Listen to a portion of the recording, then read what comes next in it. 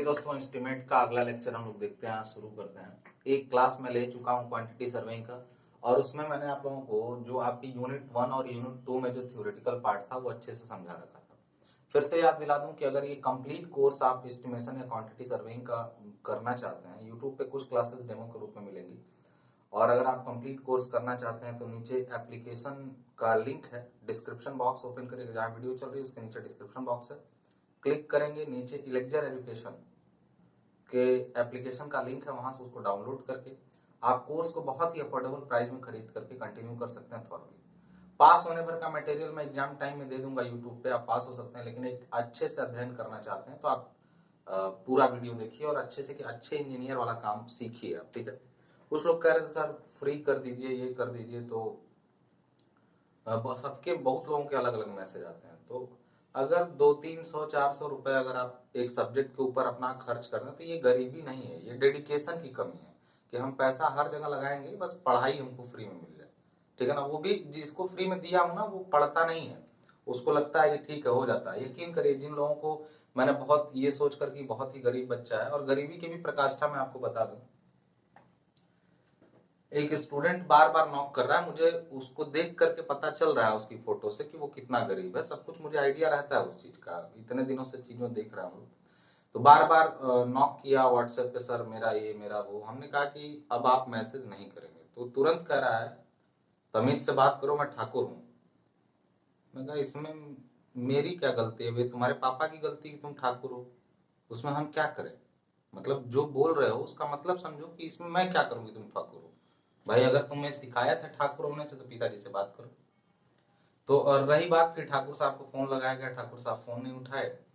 तो ये सब मैटर नहीं है, ये सब आप क्या सीख रहे हैं पहले ये समझिए चीजों को। आप क्या, एक तरफ आप कह रहे हैं सर मेरा फ्री कर दीजिए, गरीबी है ये, दूसरे पल आप ये बन कोई ठाकुर कोई यादव। अरे भाई ये सब क्या सीख रहे हैं आप, अपना मतलब कास्टिज्म या ये अपना बता करके आप क्या बताना चाहते हैं उससे। मतलब बेहद ही बेतुका बात, तुम डिप्लोमा ही नहीं करने लायक हो, तुम इंजीनियरिंग करने ही लायक नहीं हो, अगर तुम ये अभी उसी लेवल पर हो गांव के देहाती अनपढ़ लोगों की तरह। अनपढ़ भी करना बेकार है, अनपढ़ लोग अलग चीज होते हैं और बेहुदा लोग अलग चीज होते हैं। तो आप चीजों को सीखने का प्रयास करिए। यहाँ देखिए तो बहुत ही अच्छा है, आप देख लीजिए, सब अपना काम अपने अपने तरीके से कर रहा है। हम लोग भी काम करते हैं तो इतना अर्निंग तो चाहिए ना कि अपनी जीविका चलती रहे। तो आप लोग देखिए, एप्लीकेशन का लिंक है, बहुत आसानी से मिल जाएगा आपको, बहुत सोचने वाली आवश्यकता नहीं है। पढ़ाई डेडिकेशन भी मांगती है कि आप पैसा प्रायोरिटी रख रहा है कपड़े पर, तो मॉडल ही बनिए फिर।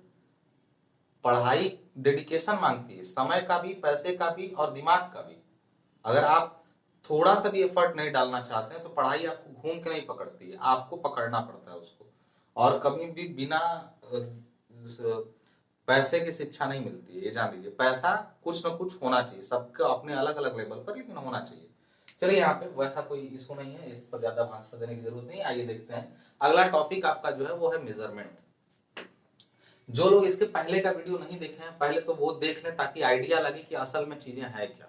मतलब आइडिया आपको लगे कि असल में चीजें हैं क्या, एस्टिमेशन क्या है, क्वांटिटी सर्वेयर का काम क्या है, ये सारी चीजें मैं पिछले वीडियो में बता रखा हूं। आज की वीडियो में जो हम लोग बात करें कि ये मेजरमेंट क्या है, देखिए ये पढ़ने से पहले आपको एक चीज मैं बता दूं। पिछली क्लास में मैंने आपको बताया था लास्ट में जाते जाते कि कोई भी क्वांटिटी का या एस्टिमेशन तैयार करने के लिए, कोई भी एस्टिमेशन जब आप तैयार करते हैं, एस्टिमेशन जब आप तैयार करते हैं, एस्टिमेशन तैयार करते हैं तो उसके कुछ स्टेप्स होते हैं। स्टेप्स का मतलब होता है सबसे पहले आप उसमें लेते हैं मेजरमेंट, मैंने लास्ट क्लास में बताया था मेजरमेंट। फिर आप करते हैं क्वांटिटी कैलकुलेशन।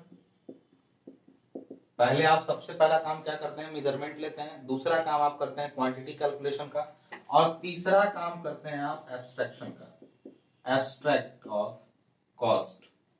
मतलब आप कॉस्टिंग भी कर देते हैं वहां पे। ये चीजें आप करते हैं एस्टिमेशन में। ये 3 चरण है, मतलब किसी भी चीज में, किसी भी कंस्ट्रक्शन प्रोजेक्ट का अगर आपको एस्टिमेट बनाना है तो आपको ये कम से कम 3 चरण जो है वो आपको अडॉप्ट करने पड़ेंगे कि आपको ये तीनों फॉलो करना है, ठीक है ना। मतलब सबसे पहले आपको मेजरमेंट लेना है कि कितनी है वो चीज, फिर उसके मदद से आप पता लगा लेंगे कि उसमें कितना कितना सामान लगेगा। जैसे बिल्डिंग का साइज पता रहेगा, मेजरमेंट लेंगे तभी तो बता पाएंगे कि उसमें कितना ईंट, कितना गिट्टी, कितना सीमेंट बालू लगेगा। और जब वो पता चलेगा उसके बाद आप उसकी कॉस्टिंग क्या कर सकते हैं, तो ये तीनों ही चीजों में आपको ये स्टेप्स हैं। अब देखिए कोई भी क्वांटिटी कैलकुलेशन जब आप करते हैं, इन चीजों को करते हैं, तो कुछ चीजें सिलेबस में मेंशन नहीं है, लेकिन मैं उसको समझा दूंगा आपको। सिलेबस में मेंशन होने का तरीका क्या होता है, वो मतलब वो किस सिलेबस में मेंशन का मतलब नाम नहीं दिया, लेकिन वो जरूरत है, मुझे लगता है कि उसको आपको समझना जरूरी है। तो वो चीज पहले आप लोग यहाँ पे समझ लेंगे। क्या समझ लेंगे, देखिएगा जरा ध्यान से चीजों को। एक टॉपिक आता है, अभी इन पर बात नहीं करेंगे, मेजरमेंट टॉपिक पर भी बात नहीं कर रहे हैं, अभी हम लोग बात करेंगे। एक टॉपिक आता है प्रोविजन फॉर, अगर हम यहाँ पे लिखे प्रोविजन फॉर, मेरी उंगली कट गई है किसी वजह से, थोड़ा सा लिखने में प्रॉब्लम हो रही है मुझे। Provision for overhead cost. Overhead cost क्या होती है? अच्छा, हिंदी माध्यम वाले लोग ज्यादा ना परेशान हो, मैं बोलता चलूंगा। ऊपरी खर्चों का प्रावधान, इसको क्या कहते हैं? ऊपरी खर्चों का प्रावधान, ठीक है ना। देखिए जब भी कोई कंस्ट्रक्शन का काम आप कंप्लीट करते हैं तो उसमें कुछ ना कुछ खर्चा ऊपर का लगता है। ऊपर का खर्चा का मतलब होता है कि आप सोच के गए थे कि आपको सीमेंट, गिट्टी, बालू, इन सब चीजों का खर्चा। देखिए कंस्ट्रक्शन में कुछ लोग डायरेक्टली इन्वॉल्व होते हैं, कुछ लोग इनडायरेक्टली इन्वॉल्व होते हैं। मतलब कोई चीजें या कोई का लोग इनडायरेक्टली भी इन्वॉल्व होते हैं। लाइक अगर मैं आपसे पूछूं कि जो कंस्ट्रक्शन साइट पर मजदूर है वो काम कर रहे हैं, जरूरत है उनकी, सही बात है, काम करते हैं, उनको दिहाड़ी चाहिए, मतलब डेली बेस पर वो काम करते हैं या फिर कॉन्ट्रैक्ट पर, जैसे भी। दूसरा चीज आपका जो होता है वो है मटेरियल लगता है उसमें।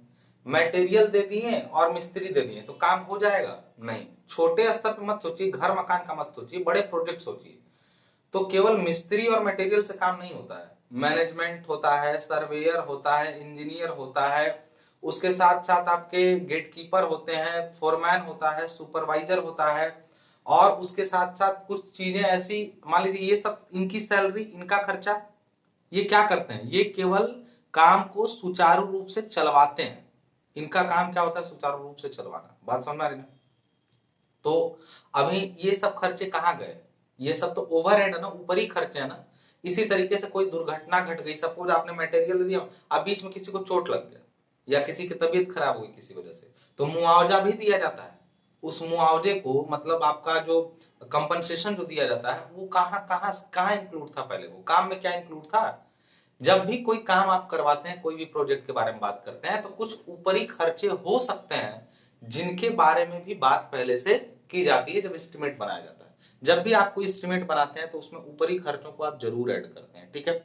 अब ऊपरी खर्चे क्या है, समझ में आ गया होगा कि ओवरहेड कॉस्ट क्या है, यानी ऊपरी खर्चे होते हैं ओवरहेड कॉस्ट। और ये ओवरहेड कॉस्ट क्या क्या है, कितने कितने लिए जाते हैं, वो सारी बातें आज हम लोग इस क्लास में करेंगे। उसके बाद हम लोग ये तीसरा मेजरमेंट वाला टॉपिक पढ़ेंगे। ओवरहेड कॉस्ट में सबसे पहले टाइप का ओवरहेड कॉस्ट जो होता है, सबसे पहला जो ओवरहेड कॉस्ट होता है वो होता है कंटेंजेंसीज। कंटेंजेंसीज का मतलब होता है, इसको बोलते हैं हम लोग फुटकर खर्चा। कंटेंजेंसीज का मतलब होता है फुटकर खर्चा। एक टाइप का ओवरहेड कॉस्ट कई टाइप के हो चुके हैं, तो मैं उनमें वन बाय वन चीजों का नाम लूंगा। सबसे पहला आता है कंटेंजेंसीज, यानी फुटकर खर्चा या आकस्मिक खर्चा, मतलब अचानक से होने वाला खर्चा।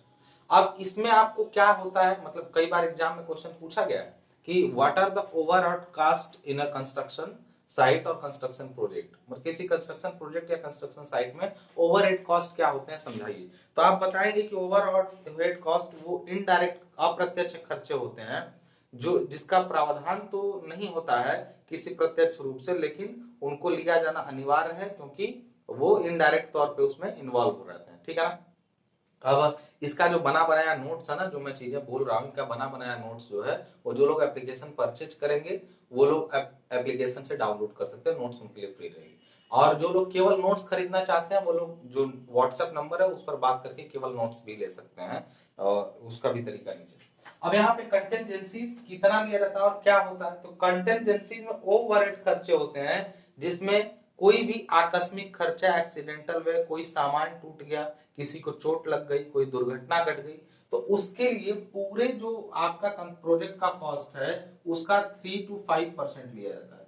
3 to 5% ऑफ टोटल कॉस्ट। ये क्या है आपका 3 to 5% ऑफ टोटल कॉस्ट क्या है? कुल कॉस्ट का 3 से 5% तक कंटेंजेंसीज में चला जाता है। अब समझिए 1 करोड़ का प्रोजेक्ट है तो 2 से 3 लाख रुपए आप एक्स्ट्रा रख लीजिए केवल कंटेंजेंसीज के लिए, क्योंकि हो सकता है वो खर्च आप 1 करोड़ का पूरा बनाए अपना हिसाब तो आप 2 से 3 लाख रुपए और मानिए। क्यों मानिए? क्योंकि कंटेंजेंसीज होंगी 2 से 3%, 3 से 5%। ठीक है ना? ये कंटेंजेंसीज का हिसाब है। अब आगे देखिएगा जरा इसी तरीके से, एक सेकेंड आगे देखिएगा। कंटेंजेंसीज के बाद क्या आता है आपका आता है work charge establishment. Work charge establishment क्या होता है? वर्क चार्ज इस्टेब्लिशमेंट का मतलब होता है जो कार्य प्रभारित स्थापना होती है, यही लोग जिनका नाम मैंने अभी लिया था, इंजीनियर हैं, सर्वेयर हैं, या ऐसे लोग जो डायरेक्टली इन्वॉल्व नहीं है, उनकी सैलरी या उनका खर्चा जो होता है, जो प्रोजेक्ट में सीधा रूप से प्रत्यक्ष रूप से तो काम नहीं करते हैं लेकिन उनका रहना जरूरी है, ऐसे लोगों के लिए टोटल कॉस्ट का लगभग 1.5 से 2% चला जाता है। 1.5 से 2% क्या चला जाता है? वर्क चार्ज इस्टेब्लिशमेंट चला जाता है 1.5 से 2%। इसी तरीके से अगर आप घर बना रहे हैं तो मिस्त्री मजदूर और सामान के अलावा टूल्स एंड प्लांट्स, मतलब कुछ औजार या मशीनें लग सकती हैं। मतलब मशीनें औजार का मतलब होता है जैसे आप लिफ्ट मशीन लाए हैं, मिक्सर लाए हैं कंक्रीटिंग करने के लिए, इन सब सारी चीजों में ये ना तो काम मतलब मजदूरी में तो जाएंगी नहीं, और ना तो ये कोई सामान है, ये आती हैं अक्सर रेंटेड, और कई लोग अपना रखते हैं अपने साथ में। तो ये सारा जो टूल्स प्लांट का जो खर्चा होता है वो लगभग 1 से 1.5% तक माना जाता है। टूल्स प्लांट का जो खर्चा होता है वो 1 से 1.5% तक लिया जाता है। इसी तरीके से और खर्चे बता दूं, टूल्स और प्लांट्स के अलावा,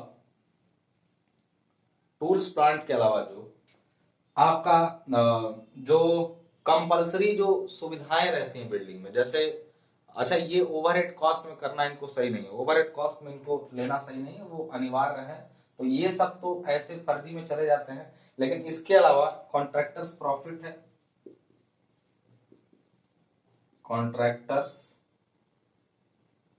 कॉन्ट्रैक्टर्स प्रॉफिट है, यानी ठेकेदार का लाभांश है। और ठेकेदार का लाभांश कितना लिया जाता है? 10% तक लिया जाता है। ठेकेदार का लाभांश कितना लिया जाता है? 10% तक लिया जाता है। क्यों भाई? एक ठेकेदार कौन होता है अभी इसके बारे में पूरा पढ़ेंगे हम लोग कि टेंडर क्या होता है, कॉन्ट्रैक्ट क्या होता है, कैसे बनाया जाता है टेंडर या कॉन्ट्रैक्ट, फिर उसके बाद कैसे इनवाइट करके किसी कॉन्ट्रैक्ट दिया जाता है, ये सारी चीजों के बारे में हम लोग अभी पढ़ेंगे। तो यहाँ समझने वाली बात यह कि जो कॉन्ट्रैक्टर्स प्रॉफिट होता है, कॉन्ट्रैक्टर्स प्रॉफिट का मतलब जो कॉन्ट्रैक्टर का क्या काम है? पूरे मजदूरों को इकट्ठा करना, सामान का ब्यौरा बनाना, पूरा व्यवस्था करके बेचारा काम किया, तो उसको भी तो कुछ चाहिए ना, उसमें उसने अपना समय और दिमाग लगाया, तो मजदूरों को अरेंज करना, तो क्या आप सब वो व्यवस्था करके आपको दे दे और उसको पैसा ना मिले? तो कॉन्ट्रैक्टर का काम क्या होता है? वो पूरे प्रोजेक्ट का 10% तक क्या करता है? अपने प्रॉफिट में ले जाता है। ठीक है ना? तो ये सब लगा पैसा, मतलब ये सब पैसा लगा, लेकिन ये प्रत्यक्ष रूप से सारे पैसे प्रत्यक्ष रूप से आपको दिखाई नहीं देंगे कि लगे। ठीक है? इसी तरीके से कॉन्ट्रैक्टर प्रॉफिट के बाद आप कह सकते हैं डिपार्टमेंटल चार्ज भी एक चीज आती है। अब डिपार्टमेंटल चार्ज आजकल तो विलुप्त हो रहा है, लेकिन बता रहा हूं ये क्या है। डिपार्टमेंटल चार्ज पहले ज्यादा जरूरी होता था। देखिए जब भी पहले संस्थाएं होती थी ना, तो पहले कंस्ट्रक्शन का काम केवल पीडब्ल्यूडी करता था, मतलब सारा ही कंस्ट्रक्शन का काम कौन करता था? पीडब्ल्यूडी करता था। तो उसके अलावा जितनी संस्थाएं हैं, जैसे मान लीजिए कि यूपीपीसीएल है या सेतु निगम है, या ऐसे जितनी भी नॉन टेक्निकल इंस्टीट्यूट्स हैं, मतलब जिनमें कंस्ट्रक्शन का काम नहीं होता है लेकिन वो सरकारी संस्थाएं हैं या फिर प्राइवेट ही हैं या फिर एडेड हैं, जैसी भी हैं, लेकिन वो लोग काम अपना सोचते थे कि हम कहाँ इतना सब तामझाम, पीडब्ल्यूडी के पास तो ऑलरेडी सारा काम करने का व्यवस्था है, तो क्यों ना अपना पूरा काम किससे करा लिया जाए? पीडब्ल्यूडी से। तो पीडब्ल्यूडी जब उसका काम करता था तो सारा पैसा वो अपना उसका जो लगना है खर्चा वो पीडब्ल्यूडी को देती थी, प्लस 10 से 15% एक्स्ट्रा, मतलब डिपार्टमेंटल चार्ज 10 से 15% कौन ले जाता था, पीडब्ल्यूडी या जो भी ऐसी संस्थाएं टेक्निकल जो होती थी वो ले जाती थी काम करवाने के लिए, ठीक है ना। तो ऐसे काम डिपार्टमेंटल चार्ज में काउंट होते हैं और वो 10 से 15% डिपार्टमेंटल चार्ज ले लिया जाता है। बात आई होप आपको समझ में आ रही होगी। एक सेकंड रुकिएगा जरा सब लोग। तो समझ में आ गया कि डिपार्टमेंटल चार्ज जो आपका होता था वो कोई दूसरी संस्था का काम जब लोक निर्माण विभाग कराता था तब वो अपने चार्ज के रूप में अपना ले लेता था इसको, ठीक है। अब यहाँ पर और चीजों को समझिएगा इसी के साथ साथ, ये वो खर्चे हैं जो ओवरहेड कॉस्ट में चले जाते हैं। ओवरहेड कई बार ऐसा भी होता है कि आप काम को थोड़ा सा डिले कराएं तो फिर प्रीमियम भी देना पड़े। मतलब जैसे आपने काम स्टार्ट किया उसके पहले जो है वो थोड़ा बहुत मार्केट वैल्यू जो होती है वो चेंज हो जाती है, तो आप या तो आप उसका रिवाइज एस्टिमेट बनवाइए। मतलब एक तरीका है, पिछले क्लास में मैंने रिवाइज एस्टिमेट क्या होता है, लेकिन अगर हल्का फुल्का चेंजिंग आया है काम में, समय थोड़ा गुजर गया, एस्टिमेट बनवाया था आपने काम का और अब जो है काम में थोड़ा सा क्या हुआ है, आपको लग रहा है कि मार्केट का रुख जो है वो बदल चुका है, तो आप थोड़ा बहुत प्रीमियम के रूप में, मतलब बट्टा बढ़ोतरी जिसको बोलते हैं, प्रीमियम लगा करके काम को क्या करिए, थोड़ा सा हल्का फुल्का पैसा बढ़ा करके दे दीजिए। या तो चलिए फिर से रिवाइड एस्टिमेट बनाइए, नया जो बना था उसमें थोड़ा बहुत प्रीमियम से काम हो जा रहा है तो बेटर है, तो वो भी किस में चला जाता है, आपका ओवरहेड कॉस्ट में चला जाता है। तो ये सारे जो बात किए गए ओवरहेड कॉस्ट के बात किए गए। और अब हम लोग जो बात करेंगे वो बात करेंगे कुछ नेसेसरी यानी फिर जो कंपलसरी आपकी सुविधाएं हैं घर के अंदर उसके बारे में। बात समझ में आ रही है ना। और अब बात कर लेते हैं हम लोग इसेंशियल सर्विसेज के बारे में। ओवरहेड कॉस्ट उतने ही थे और उनके बारे में हम लोगों ने बात कर लिया कि वो घर के अंदर ऊपरी खर्चों के रूप में कई जगह उसको इंक्लूड किया गया किताबों में, लेकिन ऊपरी खर्चे नहीं है, वो घर के अंदर इसेंशियल सर्विसेज जो घर के अंदर लगाई जाती है। क्या क्या है इसेंशियल सर्विसेज? एक मकान बन के खड़ा हो गया तो क्या उसमें रहने लायक हो गया? उसमें क्या क्या चाहिए आपको? देखिए, पानी की सबसे पहले सप्लाई करने के लिए पूरा सिस्टम चाहिए, मतलब पाइप वाइप बिछाना, वाटर सप्लाई एंड दूसरी चीज क्या है उसमें, सैनिटेशन या फिर वेस्ट वाटर मैनेजमेंट, यानी पूरा मिला करके लगभग 8%, पूरे कॉस्ट का 8% तक चला जाता है घरों में पाइपें बिछाने, टंकी, सीवर, उसको ले जाके सीवर तक छोड़ना या सेफ्टी टैंक, सब मिला के 8%। अब इसको बांटे अगर तो वाटर सप्लाई में लगभग चला जाता है 6% और जो सैनिटेशन है उसमें चला जाता है लगभग 2%। इनको बांट सकते हैं ऐसे, लेकिन मोटा मोटा दोनों मिला के 8% तक होते हैं। मतलब जितना भी पानी से रिलेटेड काम घर में, चाहे पानी का ले आना हो घर के अंदर, चाहे पानी को वेस्ट के रूप में बाहर निकालना हो, टोटल जो काम होता है वो लगभग 8% का होता है, एक इसेंशियल सर्विस। दूसरा इलेक्ट्रिफिकेशन, और इलेक्ट्रिफिकेशन प्लस, मतलब इलेक्ट्रिफिकेशन का मतलब होता है बिजली की तारें दौड़ाना। जैसे जब कंक्रीटिंग वगैरह हो रही थी तो वायरिंग अंदर अंदर करनी है, तो पाइपें बिछाना, तार लगाना, ये सारी चीजें, प्लस बल्ब, मतलब जो लगना है, बल्ब है, फैन है या फिर स्विच बोर्ड्स है, ये सब जो बाहर का काम, तार वार बिछाएं, फिर उसके बाद इलेक्ट्रिफिकेशन कंप्लीट जो करना है वो भी टोटल मिला कितना होता है 8%। और अदर में और भी जो अदर खर्चे आते हैं उसके अंदर, उसको 4% तक लेकर के लगभग जो इसेंशियल सर्विसेज टोटल हो जाती हैं 8, 8 और 4 कितना हो गया 20%। यानी 20% तक कौन आ जाता है, इसेंशियल सर्विसेज आ जाती हैं आपकी। मतलब टोटल जितना घर बनना है उसका 20% तक लग जाता है किसमें, इसेंशियल सर्विस के रूप में। यानी जो काम आपको क्या करना है, इसेंशियली करना ही करना है घर में, अनिवार्यता है उसकी, उनमें 20% तक खर्च चला जाता है बनाने के बाद, ठीक है। अब हम लोग बात करते हैं किसके बारे में, सीधे unit measurement for various item of work. अब इसके बारे में देखिए क्या है, इसको समझिए। ये जो मैंने पीछे ये दोनों बातें बताई ना, इनको दिमाग में ऐसे रखिएगा, ये एग्जाम में आते हैं, सिलेबस में लिखा नहीं है लेकिन अभी तक एग्जाम में आता था, इस वजह से मैंने पढ़ा दिया। बहुत छोटा सा टॉपिक था इस, और भले ही सिलेबस में नहीं है आपके, ठीक है ना, लिखा नहीं है लेकिन आ सकता है, कोई वो नहीं है। और सिलेबस तो पूरा कवर कर ही रहा हूँ, मतलब सिलेबस तो आपका कंप्लीट होगा ही, लेकिन ये चीज एकमात्र ये एग्जाम है आपका जो 3 घंटे या उससे ज्यादा का होता है। बाकी एग्जाम्स जो होते हैं वो कम ही देर के होते हैं, मतलब 2.5 घंटे तक में आपका एग्जाम होता है, लेकिन ये एग्जाम एकमात्र पेपर है ड्राइंग का और ये दोनों मिला के 3 घंटे के पेपर होते हैं दोनों। अब एक चीज और जान लीजिए, यहाँ पे कई बार एमसीक्यू को आप लोग अवॉइड करते हैं कि सर हम लोग फैक्ट पर ध्यान लिखना है हम लोगों को ना। अगर लॉकडाउन रहा, गवर्नमेंट एग्जाम लेना शुरू की, मतलब लॉकडाउन के केस में अगर एग्जाम लेना शुरू किया, तो हो सकता है कि जैसे दूसरे स्टेट में कई बार और दूसरे स्टेट में एमसीक्यू हुए हैं, मतलब एग्जाम में वन लाइनर हुआ, वो भी ऑनलाइन हुआ, तो फिर उसके लिए भी तैयार रहिए। वो लिखने वाला एग्जाम हो सकता है ना हो और वन लाइनर हो, तो इसलिए उसके लिए भी तैयार रहिए आप कि आप फैक्ट को भी ध्यान से सुनिए। परसेंटेज जो है ना वो जेईई के एग्जाम में बहुत तेज आते हैं कि कितना परसेंट किस में लिया जाता है, तो ये चीजें ध्यान रखिएगा कि इसको पढ़ते समय क्या हमको लिखना है, इतना डिटेल में आप बता नहीं रहे हैं।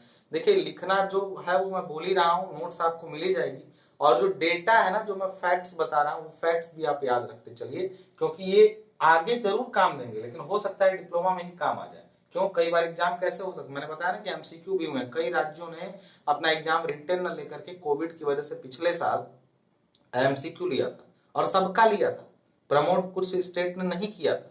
तो इसलिए समझदारी के हिसाब से अपना काम करिए, और ये कभी मत दिमाग में लाइए कि एग्जाम होगा या नहीं होगा। एग्जाम होगा, ज्यादातर चांसेस है कि हो जाएगा, सारे एग्जाम करवा ही दे रहे हैं लोग। तो अगर नहीं भी होगा तो नुकसान क्या है, लेकिन मान के चलिए होगा। फाइनल ईयर का तो पिछली बार हुआ था, तो इस बार भी चांस है कि हो जाएगा। तो इस बार यहाँ देखिएगा कि unit of measurement for various item of work as per BIS 1200। पहले ये क्या होता है इस पर हम लोग समझ लेते हैं कि देखिए यूनिट ऑफ मेजरमेंट का मतलब होता है कंस्ट्रक्शन साइट पर जितनी भी चीजें आप बनाते हैं उसमें से दो तरह की चीजें होती हैं। एक चीज होता है, देखिए ध्यान से समझिएगा, एक चीज होता है मटेरियल और दूसरी चीज होती है आपकी आइटम। दोनों में अंतर क्या है? जैसे आपने मटेरियल लिया सीमेंट, ये एक मटेरियल है, इसमें आपने सैंड ऐड किया प्लस बैलास्ट यानी गिट्टी ऐड की, और सबको पानी के साथ मिलाया, वाटर इसमें ऐड किया, और जो आपका काम होगा ना, ये जो इनको मिलाने से जो साइट पर होगा वो असल में होगा कंक्रीटिंग। अगर इन सबको मिला के आप कोई काम शुरू करते हैं तो असल में आप क्या स्टार्ट करेंगे? कंक्रीटिंग स्टार्ट करेंगे। तो कंक्रीटिंग स्टार्ट क्यों करेंगे? क्योंकि कंक्रीटिंग का प्रोडक्ट मिला होगा। तो मटेरियल कलेक्ट करना, इसमें कुछ मजदूर लगेंगे, और सबको लगने के बाद जो काम होगा वो काम कौन सा होगा? आपका कंक्रीटिंग का। तो कंक्रीटिंग एक आइटम है जो कंप्लीट होके आ रहा है, वो क्या है? आइटम है, जबकि ये मटेरियल्स हैं जिनसे मिलके आइटम आपका क्या है? बना हुआ। तो आई होप मटेरियल और अंतर क्या है, ठीक है ना? मटेरियल और आइटम में जो अंतर है वो क्या है, वो आपको समझ में आ गया होगा, ठीक है ना? अब देखिएगा इसी तरीके से जब कोई काम कराया जाता है, जैसे अभी तो आप पढ़ेंगे काम के बारे में डिटेल में कॉन्ट्रैक्टर में, तो जब भी कोई काम कराना होता है, सपोज हमको सड़क बनवानी थी तो हमको कंक्रीटिंग कराना होगा। सड़क पे क्या होगा ये बताइए, बिटुमिन का भी होता है, लेकिन अब सीसी रोड चल रही है, तो जब पूरे सड़क पे कंक्रीटिंग करानी है तो हम असल में एक टेंडर निकालते हैं, कहते हैं कि हमें कंक्रीटिंग करानी है 1000 क्यूबिक मीटर, तो कौन ये काम करना चाहेगा? तो कॉन्ट्रैक्टर लोग बताते हैं कि मैं कर लूंगा। तो हम पूछते हैं कितना लोगे? तो पूछता है 1 क्यूबिक मीटर का, वो बताता है कि 1 क्यूबिक मीटर का हम 10,000 रुपया लेंगे।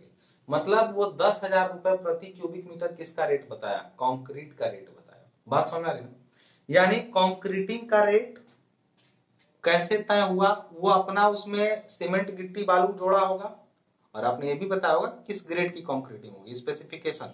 तो ये चैप्टर है पूरा जो मैं अभी बता रहा हूं ना कि किस ग्रेड का होगा, और कॉन्ट्रैक्टर या ये ठेकेदार, ये सब मैं अभी आगे पढ़ाऊंगा, चैप्टर है।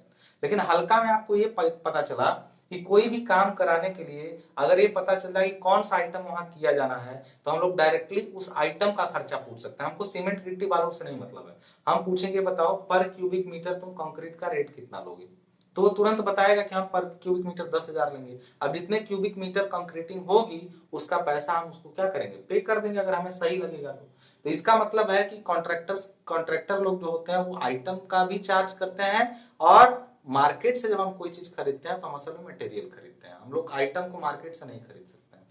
आइटम कोई बना बनाया मार्केट में जनरली अवेलेबल नहीं होता है। अब तो कंक्रीट जो आरएमसी के रूप में उपलब्ध है जैसे प्लांट्स पर, लेकिन वो भी ओपन मार्केट नहीं है, ठीक है ना? अब यहाँ पर ध्यान दीजिएगा जरा।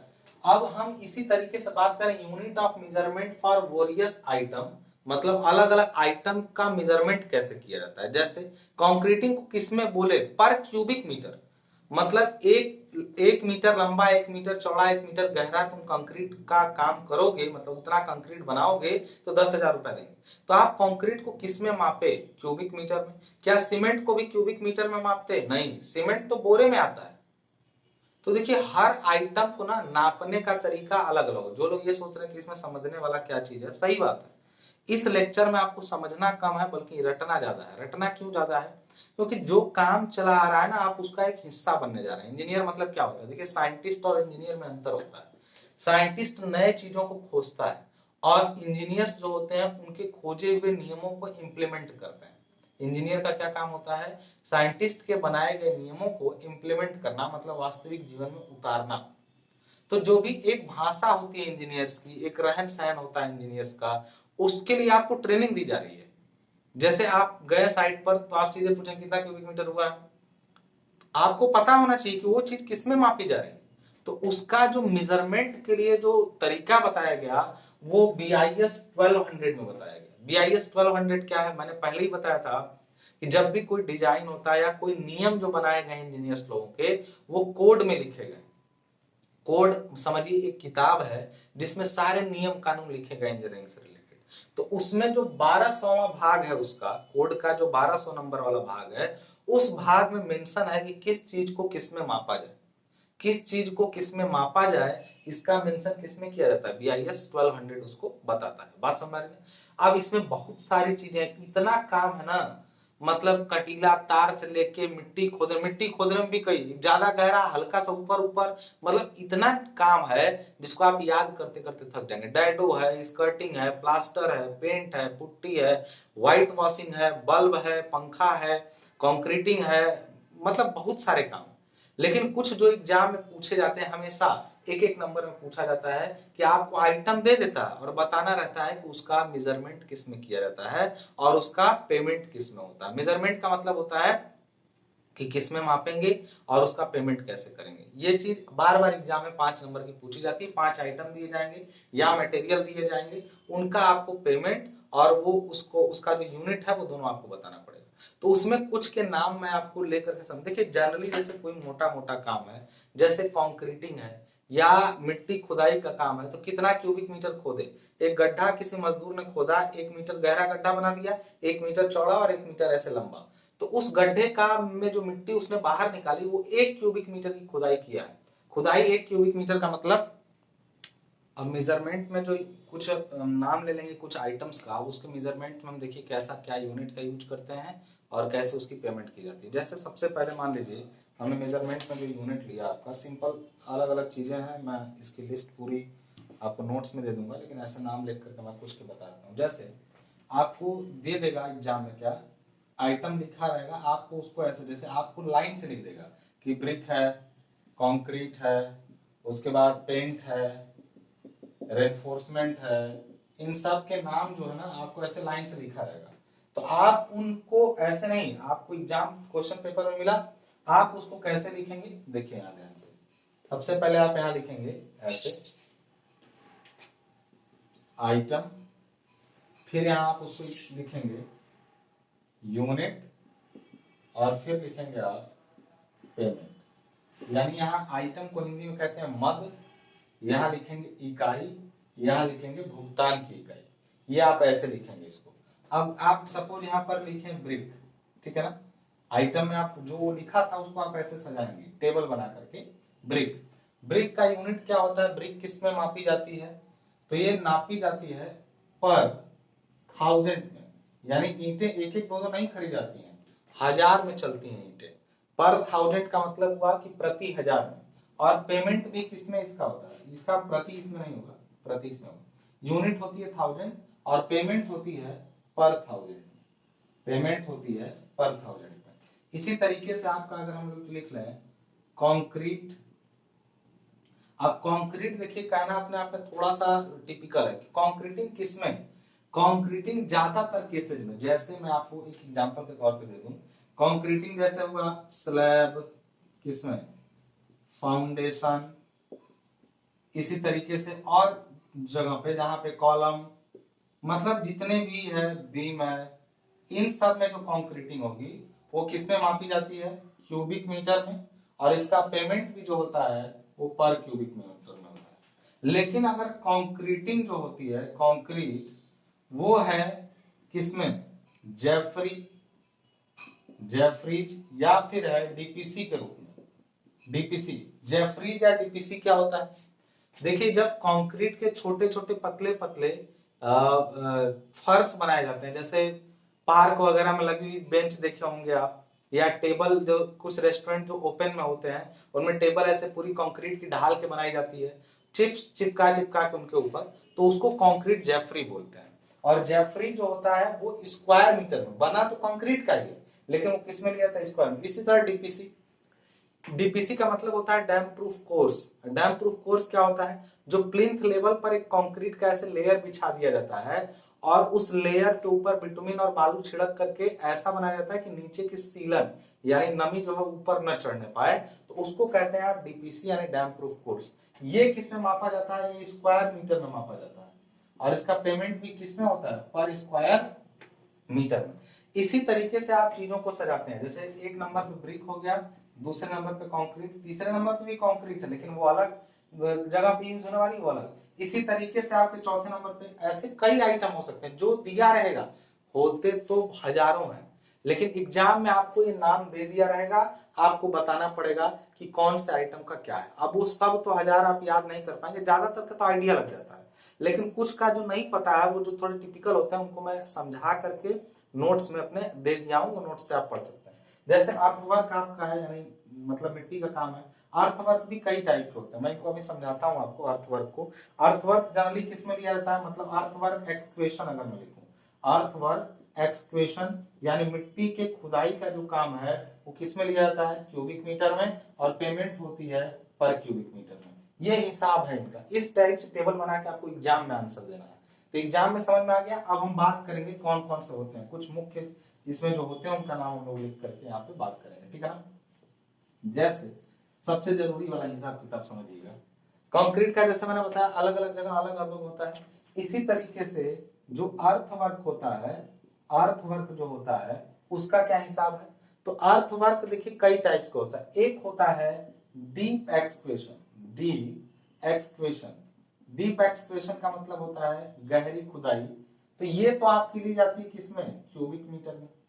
एक होता है सरफेस एक्सक्वेशन, सरफेस एक्सक्वेशन इसको लिया जाता है, ये कब तक, मतलब अगर गहराई, मतलब जो जहां आप खुदाई कर रहे हैं वो अप टू 30 सेंटीमीटर हो तो वो स्क्वायर मीटर में लिया जाएगा। अगर आपसे बोला अर्थवर्क या सरफेस एक्सक्वेशन, खुदाई का काम क्यूबिक मीटर में, लेकिन सतही खुदाई का काम स्क्वायर मीटर में लिया जाता है।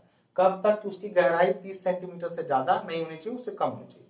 और एक होता है अर्थवर्क में ही सरफेस ड्रेसिंग। सरफेस ड्रेसिंग का मतलब क्या होता है, मतलब सतह की साफ सफाई। जब कभी पर जहां पर कंस्ट्रक्शन शुरू करना होता है पहले उसके ऊपर की 15 सेंटीमीटर तक की लेयर में से घास फूस उखाड़ना, उसको प्लेन करना, घास फूस उखाड़े, खोदे और प्लेन कर दिए उसको, ताकि काम करने में वो मतलब बेहतर लगने लगा। तो सरफेस ड्रेसिंग ये होता है 15 सेंटीमीटर तक ही, और ये भी किस में लिया जाता है, स्क्वायर मीटर में लिया जाता है। तो ये सारे जो है ना वो अलग अलग जो काम है उनका अलग अलग तरीका है पेमेंट का। इसी तरीके से पेंट है, पेंट करने, देखिए पेंट में और पेंटिंग में अंतर है। पेंट जो है वो लीटर में खरीदा जाता है लेकिन पेंटिंग जो होती है वो स्क्वायर मीटर में की जाती है।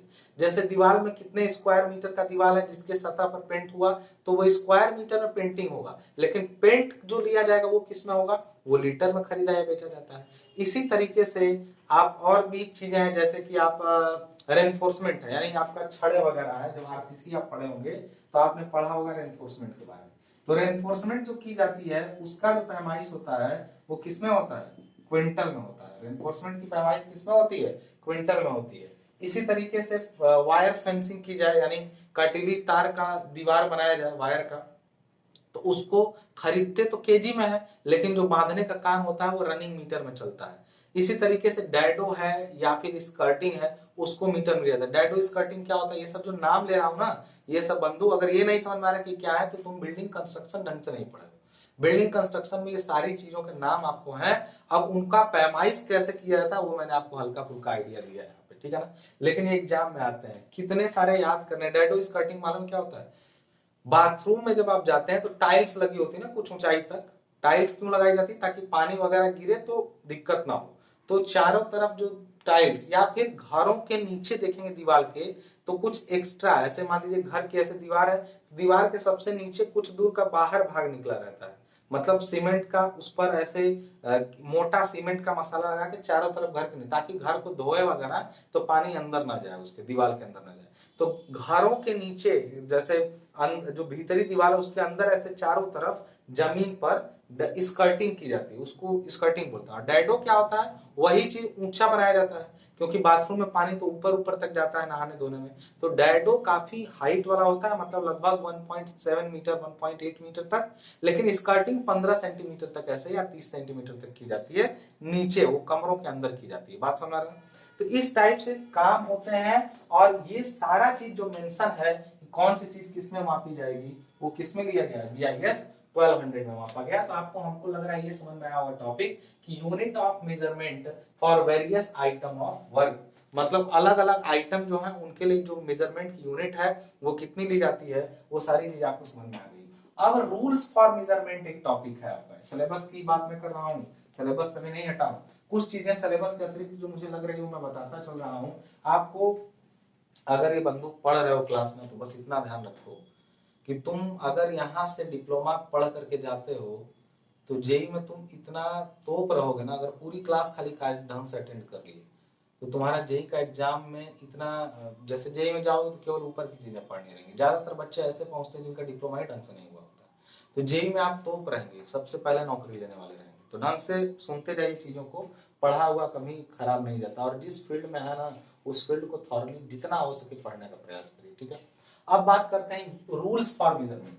जब भी कोई मेजरमेंट लेते हैं तो उसका रूल होता है, कैसे रूल क्या होता है, तो देखिए आप जब मापते हैं किसी चीज को तो मापने का केस उसमें जो समझते हैं हम लोग वो क्या होता है, तो मापने में देखिए एक चीज होती है टॉलरेंस। टॉलरेंस, अब टॉलरेंस क्या है ध्यान समझिएगा, मापने में टॉलरेंस क्या होता है, तो किसी भी चीज को अगर लंबाई में आप माप रहे हैं कंस्ट्रक्शन साइट पर, अब ये नहीं कि हर जगह पर, कंस्ट्रक्शन में अगर आप लेंथ की बात करें तो लेंथ को आप 0.1 या 0.01 मीटर तक की एक्यूरेसी लेके मापते हैं, मतलब 1 सेंटीमीटर का एक्यूरेसी लेके आप मापते हैं चीजों को। मतलब कोई भी चीज अगर मापी जाएगी तो 1 सेंटीमीटर तक का एक्यूरेसी, मतलब 1 सेंटीमीटर की गलती चलेगी, उससे ज्यादा की गलती उसमें होनी नहीं चाहिए लेंथ मापते समय। किसी भी चीज की लंबाई मापते समय इससे ज्यादा की गलती आपको नहीं करनी है। इसी तरीके से यही रूल है, मैं रूल ही बात कर रहा हूँ, ये रूल्स फॉर मेजरमेंट। मैं रूल्स में पहला टॉपिक उठा दिया हूँ टॉलरेंस, और टॉलरेंस ही एक्चुअली पढ़ना है थोड़ा सा, एक चीज है टॉलरेंस, फिर और भी बताता हूँ। लेंथ आपने, इसी तरीके से अगर आप एरिया माप रहे हैं तो 0.01 स्क्वायर मीटर से ज्यादा का एरिया नहीं होना चाहिए, मतलब ये प्लस माइनस इतना ऊपर नीचे एरिया हो सकता है कंस्ट्रक्शन में। इसी तरीके से गलतियां हैं ये, किसी भी चीज को काम को करने में ना टॉलरेंस लिमिट दी जाती है कि आप कोई काम कर रहे हैं इतना चलेगा गलती, तो वही लंबाई मापने में 1 सेंटीमीटर का गलती चलेगा। देखिए 0.01 मीटर का मतलब 1 सेंटीमीटर होता है, लेकिन 0.01 स्क्वायर मीटर का मतलब 1 स्क्वायर सेंटीमीटर बिल्कुल भी नहीं होगा। इसलिए आप इसको ना समझ के खाली इधर देखिएगा, ये सारा यूनिट सेम है। 0.01 0.01 ये मीटर में है लेंथ, एरिया है तो स्क्वायर मीटर में। आप इसी तरीके से जो वॉल्यूम आपका होता है वैल्यू, वो 0.01 क्यूबिक मीटर में लिया जाता है। ये ध्यान रहे कि वैल्यू में जो भी चीजें मापी जाती हैं उनको नियरेस्ट इस वैल्यू तक मापना है, सिवाय किसके, वुड वर्क यानी लकड़ी के काम को। वुड वर्क जो मापा जाता है वो 0.002 क्यूबिक मीटर की एक्यूरेसी तक, मतलब वुड वर्क यानी लकड़ी के काम को और एक्यूरेट मापा जाता है, लकड़ी के काम को और एक्यूरेट मापा जाता है, इस चीज का ध्यान रखिएगा क्लियरली। लकड़ी के काम को और एक्यूरेट मापा जाता है, वैल्यूम के क्रम नहीं, ये मीटर में है, मतलब लेंथ की बात कर रहा हूं। लकड़ी के काम का जो लेंथ होता है वो 0.002 मीटर तक मापा जाता है। इसी तरीके से किसी चीज का अगर वेट मापना हो तो वेट अगर माप रहे हैं तो आप 1 केजी तक का उसमें टॉलरेंस रहता है पूरा। ये टॉलरेंस मैं बता रहा हूँ, 1 kg तक का टॉलरेंस लकड़ी सॉरी किसी भी काम पे वेट में। अब ये नहीं कि सोना चांदी तौल है तो 1 kg इधर हो गया, इसमें क्या तौलेंगे आप, सीमेंट, गिट्टी, बालू, मिट्टी, यही सब तो तौलेंगे। तो तौल में जो गलती होगी वो 1 kg तक का इधर उधर चलेगा। तौल रहा है सीमेंट 1 kg कम या 1 kg ज्यादा हो गया तो चलेगा, मतलब उतना छूट है। लेकिन ये सारे टॉलरेंस किसके हैं, कंस्ट्रक्शन के काम के समय। तो एक रूल हुआ टॉलरेंस का, दूसरा रूल हुआ डिडक्शन का। डिडक्शन बता रहा है अभी, डिडक्शन का क्या रूल होता है, डिडक्शन। अब डिडक्शन का हिसाब समझिएगा, जब भी कहीं पर आप कोई काम करने जाते हैं, डिडक्शन का मतलब हुआ कि सपोज करिए ये पूरी दीवार कमरे की है और कमरे की दीवार में आप प्लास्टर किए, तो प्लास्टर कहेंगे सर, हमसे पूछे कितना हुआ, हम कहें कि लंबाई और ऊंचाई ले लो, प्लास्टर पता चल जाएगा। लंबाई ले लो और ऊंचाई ले लो, प्लास्टर पता चल जाएगा। तो बीच में खिड़की था, वहां प्लास्टर नहीं हुआ था, बीच में खिड़की थी, वहां प्लास्टर नहीं हुआ। पहले तो इसका जो स्क्रीनशॉट लेना चाहे वो ले ले। कई बच्चे बोलते हैं कि सर आप हट जाए करिए थोड़ी देर के लिए, स्क्रीनशॉट नहीं ले पा रहे हैं तो वीडियो रोक के लिख लीजिए, क्योंकि एप्लीकेशन पर स्क्रीनशॉट अलाउ नहीं है आपको। यूट्यूब पे अगर देख रहे हैं तो आप स्क्रीनशॉट ले सकते हैं। तो जो डिडक्शन आपका है वो कैसे किया जाता है, उसके भी कुछ रूल्स हैं। लेट्स टॉक अबाउट इट कि क्या है ये रूल्स, आपकी बात समझ आ रही है। तो अब रूल्स के बारे में बात करते हैं, इसका क्या क्या रूल। अब इसके क्या क्या रूल्स हैं उनको जरा देखिएगा। डिडक्शन करते समय ध्यान रखिएगा, डिडक्शन करते समय अगर कहीं भी 0.1 स्क्वायर मीटर तक का, प्लास्टर की बात कर रहा हूं, डिडक्शन में मैं अभी बात कर रहा हूं किसकी, प्लास्टर की। ये बात जो हुई है डिडक्शन में वो हुई है प्लास्टर की। प्लास्टर में कहीं भी 0.1 स्क्वायर मीटर तक का, रुकिए पहले ये कॉमन है तो ये दोनों में कर लीजिए। कहीं भी 0.1 स्क्वायर मीटर की ओपनिंग है कोई, ओपनिंग मतलब सपोज आप दीवार में बना रहे थे प्लास्टर, ऊपर एक रोशनदान है और रोशनदान का एरिया 0.1 स्क्वायर मीटर है। आप कहेंगे अच्छा उतना दूर तो प्लास्टर नहीं हुआ, उसका पैसा हम नहीं देंगे। भैया उतना सा छोड़ देना है आपको, उसका काउंटिंग नहीं होगा। कब तक नहीं होगा, जब तक उसका एरिया ज्यादा से ज्यादा 0.1 स्क्वायर मीटर रहे। उससे ज्यादा बढ़ेगा तो फिर काउंटिंग होगी, मतलब हल्का फुल्का छोड़ने का काउंटिंग नहीं लिया। 0.1 स्क्वायर मीटर तक की ओपनिंग है, ओपनिंग मतलब खुला हुआ कोई चीज है, तो उसका डिडक्शन आप नहीं करेंगे। उससे ज्यादा होगा तब डिडक्शन करेंगे। इसी तरीके से ये अगर ये तो किसी भी चीज, अच्छा ये ओपनिंग हो सकती है या फिर बीम हो सकता है या फिर कॉलम हो सकता है। जो लोग आज का क्लास कर रहे हैं हो सकता है थोड़ा सा बोर हो कि सर ये सब क्या समझा रहे हैं, तो देखिए जब तक रूल नहीं समझेंगे तब तक पल्ले नहीं पड़ेगा। किताब इतनी मोटी है ना एस्टीमेट की, कि पढ़ते पढ़ते, डीबी गुप्ता की किताब है स्टैंडर्ड बुक, आपकी ठीक ठाक किताब है। अब उसको अगर आप पढ़ने लगे तो पता चला वो रामायण है, उसमें लिखा ही आगे कि यह ग्रंथ है। तो ग्रंथ का मतलब उसमें से चीजें छांट के नहीं पढ़ पाएंगे आप, तो दिक्कत होगा। इसलिए क्लास करना जरूरी है, आपको रूल समझेंगे तभी आप आगे काम कर पाएंगे, ठीक है ना। तो 0.1 स्क्वायर मीटर तक की अगर ओपनिंग होगी, मतलब हो सकता है, देखिए ऐसे दीवार है, दीवार में ऐसे आप ले गए, बीम आपकी आई और बीम इसके अंदर ऐसे लग गई जाके, तो बीम जितना दूर ऐसे गया है उतना दूर जगह तो प्लास्टर हुआ नहीं होगा दीवार में, उतना दूर तो बीम चली गई, तो बीम में तो प्लास्टर हुआ नहीं, उतना दूर के एरिया तो प्लास्टर हुआ नहीं। तो चाहे बीम हो चाहे कॉलम हो, जैसे छत है, अब छत है, एक कॉलम नीचे से आया यहाँ चला गया और ऊपर फिर ऐसे निकल गया, तो कहेंगे सर उतना दूर जितना दूर कॉलम था उतना दूर तो स्लैबिंग हुआ नहीं होगा, कंक्रीटिंग हुई नहीं होगी। तो 0.1 स्क्वायर मीटर की ओपनिंग हो, बीम हो, कॉलम हो, तब तक के लिए कोई भी डिडक्शन नहीं किया जाएगा। प्लास्टर में केवल प्लास्टर वर्क में अलाउ ज्यादा है, 0.5 स्क्वायर मीटर तक भी हो तब भी कोई डिडक्शन नहीं किया जाएगा। 0.5 स्क्वायर मीटर तक का अगर एरिया हो तब भी कोई डिडक्शन नहीं किया जाएगा, इस चीज का ध्यान रखिएगा। कब तक 3 स्क्वायर मीटर तक के लिए डिडक्शन नहीं किया जाएगा। अब ये 0.5 देखिए, 0.5 के लिए आप बोले सर आप तो 0.5 तक बोले, यानी 0.5 से ज्यादा पर डिडक्शन किया जाएगा। लेकिन उसका एक और रूल है, देखिए डिप्लोमा में ज्यादा नहीं बोलूंगा इसके बारे में, ध्यान समझिएगा क्योंकि ये जेई का क्वेश्चन है सबसे ज्यादा।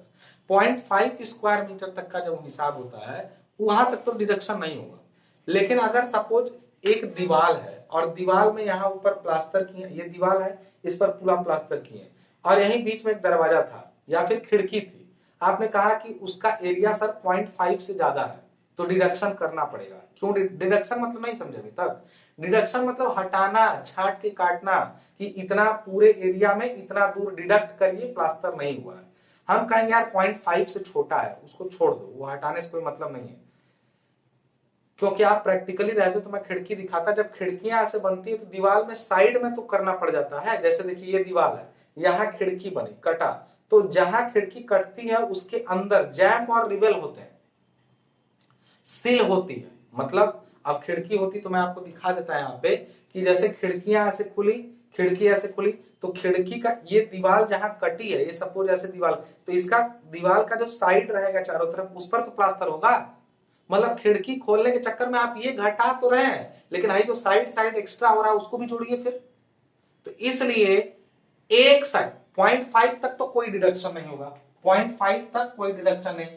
लेकिन अगर 0.5 से 3 स्क्वायर मीटर तक है, अगर ये चीज ना समझ में आए ना तो ज्यादा दिमाग पे जोर मत डालिएगा, क्योंकि आपके एग्जाम में नहीं आएगा।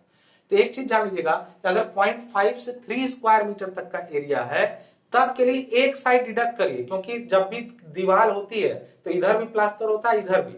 अब अगर बीच में खिड़की खुली तो आप एक साइड का डिडक्ट करिए, दूसरे साइड का इसलिए मत करिए क्योंकि वो चला जाएगा उसकी फिनिशिंग करने में किनारे किनारे।